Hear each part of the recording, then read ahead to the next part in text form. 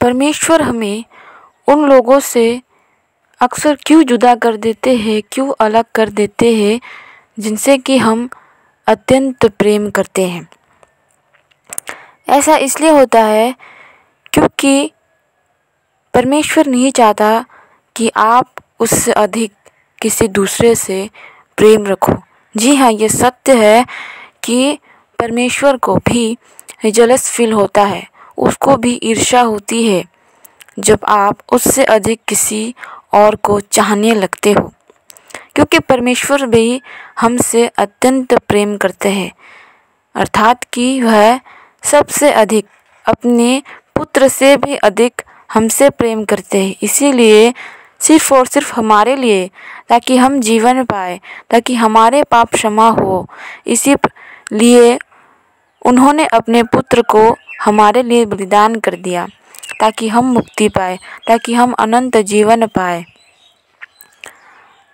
कई बार ऐसा होता है कि हम अपने जीवन में किसी ऐसे व्यक्ति से बहुत ही अधिक जुड़ जाते हैं कि हम परमेश्वर से अधिक उसको महत्व देने लग जाते हैं, और ऐसी परिस्थिति में हम परमेश्वर से दूर होते जाते हैं। और यह परमेश्वर कदापि नहीं चाहता कि आप उसके संतान उसके पिता से दूर हो जाए। जैसे एक माता पिता निरंतर प्रयास करते हैं कि उसके संतान उसके पास रहे, लेकिन फिर भी वे बड़े होने के पश्चात अपने माता पिता से अलग हो ही जाते हैं किसी और व्यक्ति की वजह से, चाहे वो स्त्री हो या फिर पुरुष हो। लेकिन हमारा परमेश्वर शारीरिक माता पिता नहीं है, वह जो है इस समस्त संसार का पिता है। वो हर जगह विराजमान है और कण कण में वह वास करता है, इसलिए हम जहाँ भी जाते हैं उसका अस्तित्व हमें मिलता है। हर एक पड़ाव में वह हमारे साथ होता है, कई बार पिता के रूप में, कई बार परमेश्वर के रूप में, बंधु के रूप में, सखा के रूप में। अगर हमें अपने जीवन को सुगम तरीके से ले जाना है तो फिर हमें परमेश्वर की आवश्यकता है, और परमेश्वर को प्रथम स्थान देना अत्यंत अनिवार्य है, क्योंकि शैतान यही तो चाहता है कि आप अन्य चीज़ों में उलझ जाए, अपने करियर में, अपने लाइफ पार्टनर को ढूंढने में, इन सब चीज़ों में उलझकर आप परमेश्वर से दूर हो जाए और शैतान आपके जीवन में काम कर सके। क्योंकि शैतान का यही तो मोटिव है कि आपको उससे दूर करे और आपकी क्षति करे, क्योंकि जब तक आप उसके करीब हो शैतान आपका कुछ भी बिगाड़ नहीं सकता। ये सच बात है कि परमेश्वर हमें, जब हम किसी ऐसे व्यक्ति से बहुत ही ज़्यादा अटैच हो जाते हैं, हमें दूर कर देता है, और ये मेरे साथ भी हुआ है। और इसको और अच्छे समझने के लिए आप पुराने नियम में उत्पत्ति के अध्याय में अब्राहम की परीक्षा देख सकते हो, जहाँ पर अब्राहम को 100 वर्ष की आयु में उसका इकलौता पुत्र जो है उसको प्राप्त हुआ परमेश्वर की ओर से। परंतु क्योंकि वो उसका इकलौता पुत्र था, वह उससे अत्यंत प्रेम करने लगा। कहीं ना कहीं परमेश्वर को ये लगा होगा, उसको अवश्य ईर्ष्या हुई होगी कि कहीं अब्राहम मुझसे अधिक अपने पुत्र को तो चाहने नहीं लग रहा है। इसीलिए परमेश्वर ने इस बात की परीक्षा करने के लिए अब्राहम को कहा कि तू अपने पुत्र को मेरे लिए होम बलि चढ़ा। फिर भी अब्राहम ने जो है अपने पुत्र को प्रिय ना जानकर परमेश्वर के आदेश के अनुसार चला गया पर्वत पर, और उसको बांधा भी, लकड़ी के ऊपर भी उसको रखा, और छुरी भी उस पर मारने ही वाला था, लेकिन तभी परमेश्वर के दूत ने उसको रोक लिया कि उसको कोई क्षति ना पहुंचा।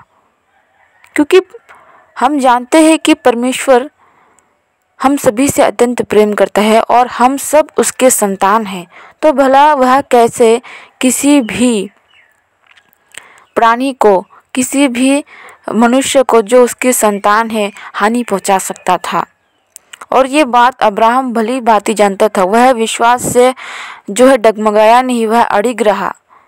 जब वो जा रहा था पर्वत पर, तब जो उसके साथ आए थे, जो उसके दास थे, उन्होंने कहा कि तुम सब यही ठहरो, मैं और मेरे पुत्र वापस आते हैं बलि को चढ़ाकर।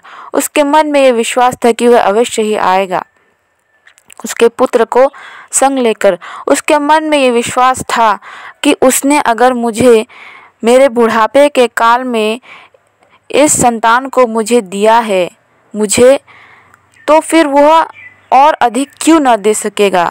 अगर वह भले ही मर भी जाए तभी भी वह इसको जीवित करने के योग्य है। यह विश्वास उसके मन में था और इसी विश्वास को लेकर वह आगे बढ़ा और परीक्षा में सफल हुआ। और परीक्षा में सफल होने के पश्चात उसको वो मिला जिसका वो हकदार था।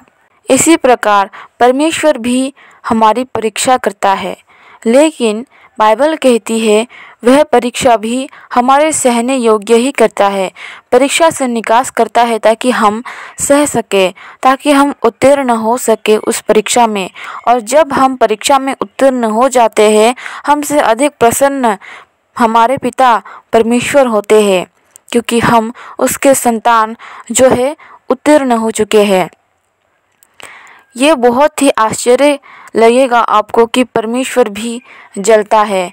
जैसे कि आप जिस व्यक्ति से अत्यंत प्रेम करते हो, वह अगर आपसे अधिक महत्व किसी और को देने लगे तो आपके मन में जलन की अनुभूति होती है, आपको जेलसी होती है।